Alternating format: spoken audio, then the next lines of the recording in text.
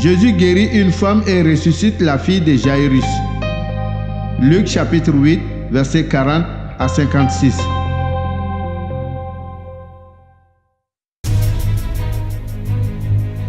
Tout le monde attendait Jésus de l'autre côté du lac. Quand il revient, la foule l'accueille. À ce moment-là, un homme arrive.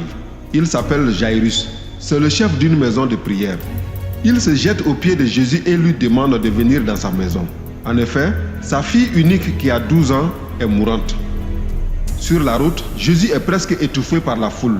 Il y a là une femme qui est malade. Depuis 12 ans, elle perd du sang. Elle a dépensé tout son argent chez les médecins, mais personne n'a pu la guérir. Elle arrive derrière Jésus et elle touche le bord de son vêtement.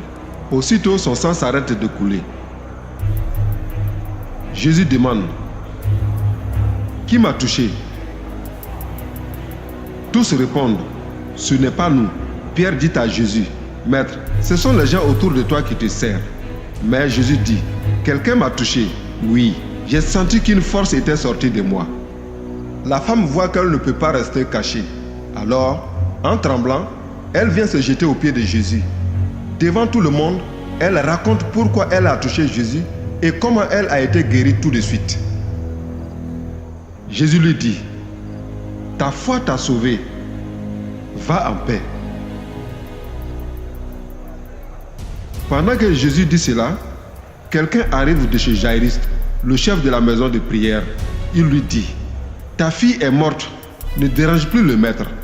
Jésus l'entend et il dit à Jairus: n'aie pas peur, crois seulement et ta fille sera sauvée. Jésus arrive à la maison. Avec lui, il laisse entrer seulement Pierre, Jean et Jacques avec le père et la mère de la petite fille. Tous les gens pleurent et ils sont dans le deuil à cause d'elle. Jésus leur dit: ne pleurez pas, elle n'est pas morte, elle dort. Les gens se moquent de lui. En effet, ils savent qu'elle est morte. Mais Jésus prend la main de la petite fille et il l'appelle en disant: mon enfant, réveille-toi. Elle revient à la vie et elle se lève tout de suite. Jésus commande de lui donner à manger. Ses parents sont vraiment très étonnés, mais Jésus leur donne cet ordre: ne dites à personne ce qui s'est passé.